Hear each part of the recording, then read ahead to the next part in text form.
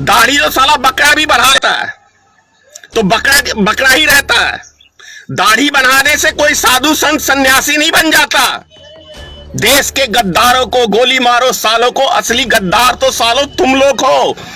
इन हरामियों को तो दौड़ा दौड़ा के जूते से मारना चाहिए, ऐसे लोभी सत्ता के भेड़ियों को। तेरा मन हो गया कि साला कुतुब मीनार हो गया, तेरे मन से देश चलेगा, दुनिया चलेगी। डूब के चिल्लू भर पानी में मर जाओ कि बांग्ला जैसा देश तुम्हें मदद कर रहा है, पाकिस्तान जैसा देश, नेपाल जैसा देश जो भारत पर निर्भर रहता था, आज तुम उस पर निर्भर हो रहे हो। शर्म से डूब मरो, तुमने ये बनाया है न्यू इंडिया। ऐसी सरकार को बेशर्मी की तरह सत्ता में रहने का अधिकार है।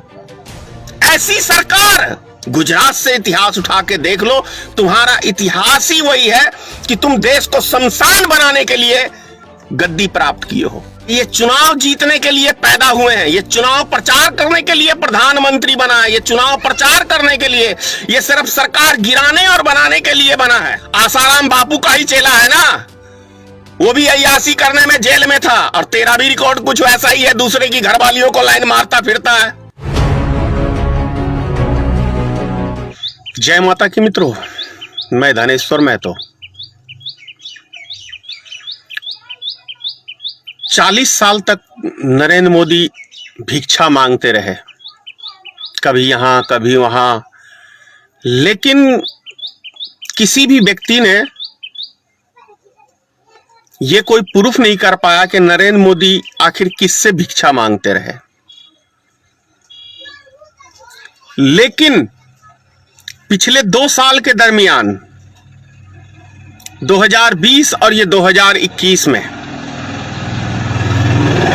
पिछले साल कोरोना वायरस के नाम पे पूरे देश के उद्योगपतियों से भिक्षा मांगने का काम किया, एक एक नागरिक से भिक्षा मांगने का काम किया, ये हम सब जानते हैं।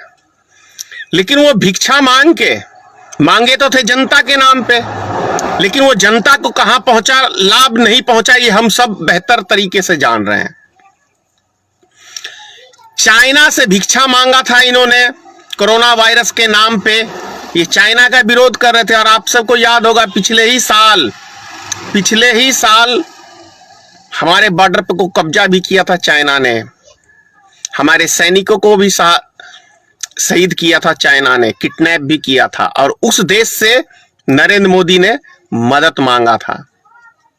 $9,000 लिया, लोन या कर्जा या उसकी कहिए सौदेबाजी, क्या कहेंगे। इस साल 1 साल में जो तैयारी नरेंद्र मोदी सरकार को इस महामारी बीमारी के लिए करनी चाहिए थी, तो 1 साल से अमित शाह की टीम, नरेंद्र मोदी की टीम बंगाल चुनाव जीतने के लिए पूरे 1 साल से ये 5 राज्यों का चुनाव जीतने के लिए तैयारी में कर रहे थे। आज ये स्थिति है कि पूरे देश के शमशान में लाशें ही लाशें हैं। जानते हैं लाशें क्यों हैं? क्योंकि ये सरकार हमें एक दवाई तक उपलब्ध कराने में असमर्थक है। ये हमें सांस लेने के लिए जो ऑक्सीजन की जरूरी पड़ती है बीमार व्यक्तियों को, ये ऑक्सीजन तक उपलब्ध कराने में सक्षम नहीं है ये सरकार हमने चुनी है। ये सरकार हमने चुनी है जो एक दवाई तक हमें उपलब्ध नहीं कर सकती है बुरे टाइम के अंदर, एक ऑक्सीजन तक हमें नहीं दे सकती है बुरे टाइम के अंदर। हमने ये सरकार चुना है। ये बनाएंगे न्यू इंडिया। ये भिखारी इंडिया बना दिया इन्होंने। मोदी सरकार ने भिखारी इंडिया बनाया है। आज समूचे देश कह रहा हूं मैं, समूचे विश्व से ये व्यक्ति भीख मांगता फिर रहा है। यहां तक बांग्लादेश, नेपाल, पाकिस्तान, शर्म है कहीं नरेंद्र मोदी तुम्हारी टीम के पास, तुम्हारी भारतीय जनता पार्टी के किसी व्यक्ति के पास शरीर के किसी कोने में शर्म लिहाज बचा हुआ नरेंद्र मोदी? अगर बचा है तो डूब के चिल्लू भर पानी में मर जाओ कि बांग्ला जैसा देश तुम्हें मदद कर रहा है, पाकिस्तान जैसा देश, नेपाल जैसा देश जो भारत पर निर्भर रहता था, आज तुम उस पर निर्भर हो रहे हो। शर्म से डूब मरो, तुमने ये बनाया है न्यू इंडिया। ऐसी सरकार को बेशर्मी की तरह सत्ता में रहने का अधिकार है। ऐसी सरकार, तुमने पिछले साल मुसलमानों को बदनाम करने का काम किया था कि यह कोरोना वायरस मुसलमानों ने विदेश से लाके फैलाया, याद है? तो इस साल जो तुमने झूठ बोला, उसी का प्रकोप पूरा भारत भुगत रहा है और सबसे ज्यादा हिंदू समाज के लोग भुगत रहे हैं, क्योंकि ये लाशें मुसलमानों की नहीं बिछ रही हैं, ये लाशें शमशान घाट के अंदर हिंदू भाइयों की हैं। हिंदू भाइयों की लाशें बिछ रही हैं, लाइन लगी हुई है लाशों की। ये कुकर्म जो नरेंद्र मोदी तुम्हारी टीम ने किया है, तुम्हारे आरएसएस के ग्रुप ने किया है, एक किसी जाति विशेष को बदनाम करके, वो प्रकोप कुदरत का आज हिंदुस्तान की जनता भुगत रही है। ये कड़वी सच्चाई बता रहा हूं। भगवान के घर में जाने से प्रतिबंध लगाने का काम किसी दूसरी सरकार ने नहीं किया है। ये तुम्हारे जैसे शैतानी माइंड हो अमित शाह और नरेंद्र मोदी, शैतान हो ही तुम, तुम्हारा रिकॉर्ड ही शैतान का है। तुमने कभी मानवता की नहीं, मानवता तुम हो ही नहीं, मनुष्य तुम हो ही नहीं। तुम्हारा नीचे से ऊपर तक शरीर के अंदर एक एक कतरा जो है वो शैतानी माइंड का है कतरा। तुम जब लाशें ही देखते हो देश के अंदर, तभी तुम्हें चैन आता है, क्योंकि इतिहास तुम्हारा वही है।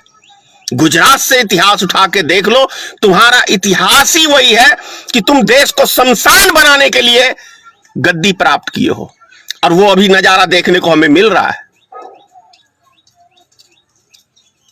समझने की जरूरत है कि ये चुनाव जीतने के लिए पैदा हुए हैं, ये चुनाव प्रचार करने के लिए प्रधानमंत्री बना है, ये चुनाव प्रचार करने के लिए, ये सिर्फ सरकार गिराने और बनाने के लिए बना है, देश चलाने के लिए नहीं है।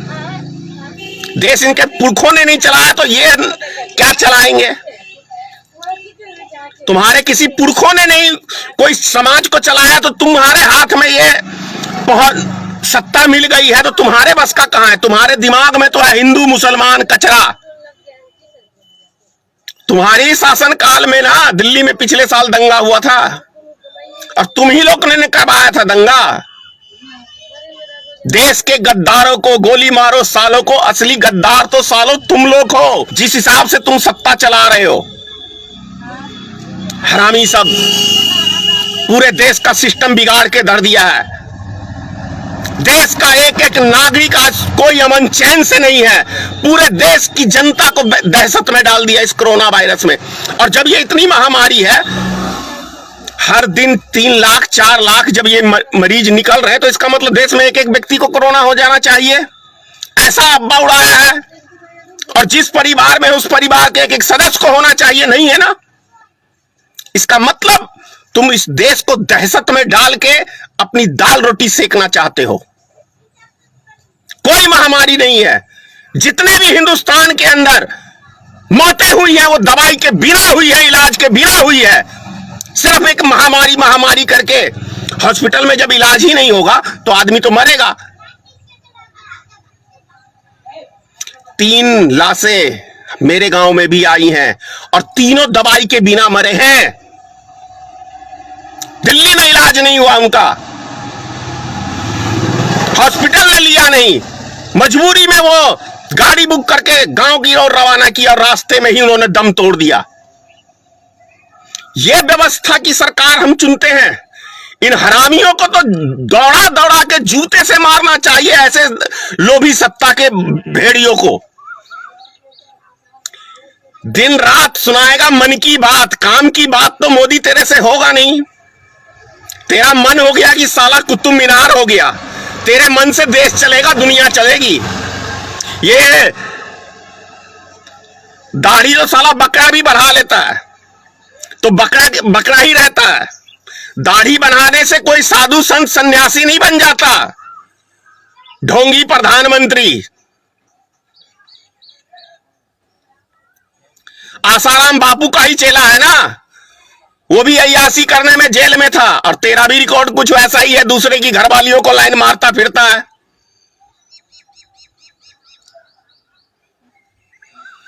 जय हिंद।